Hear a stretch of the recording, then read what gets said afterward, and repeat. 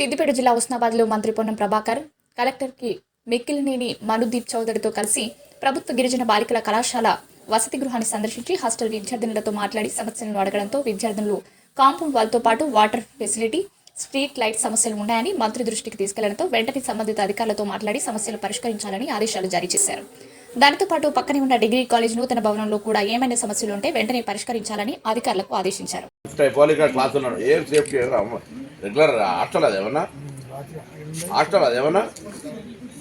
అమ్మాయిలు పక్క girls hostel ఉంటుంది, వాళ్ళకంటే గౌరవ రోజు పొద్దున హైదరాబాద్లకు ఏం కదా పోలీసు వీళ్ళు అబ్జర్వేషన్ ఇబ్బంది లేకుండా ఖాళీ రావడానికి పోవడానికి ఇబ్బంది ఉంటే వాళ్ళు మొత్తం బొక్కలు కొడతారు. మీకు అట్లే ఉండద్దా?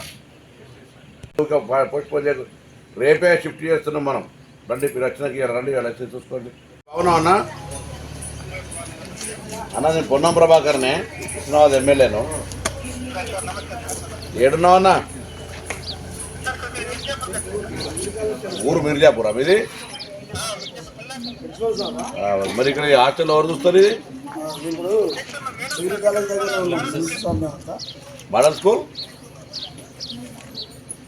మోడల్ స్కూల్ నువ్వు ఎడ పని చేస్తున్నావు? కొట్లపల్లి. ఇది ఎవరు చూస్తారు? మరి ఇది ఎవరు చూస్తారు? మీ మేడం విష్ణుపతి గారి భార్య చూస్తుంది, విష్ణుపతి గారి భార్య రాదు, ఈయననే చూస్తాడు.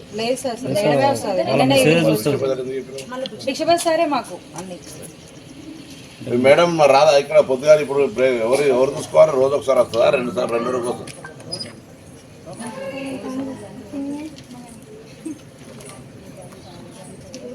కాదు, మీ మేడం పేరేంది?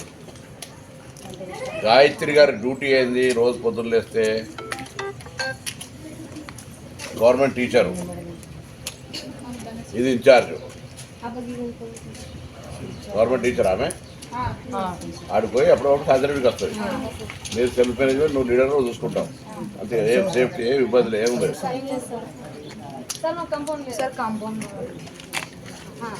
నువ్వు వచ్చి కలుగుయాలు ఉంటాయి ఉస్నాబాద్లో మొత్తం వాళ్ళంతా. ఈ కాంపౌండ్ ప్రపోజల్ తీసుకొచ్చుకో, కాంపౌండ్ చేపిస్తాం. డిగ్రీ కాలేజీ దీన్ని కలిపి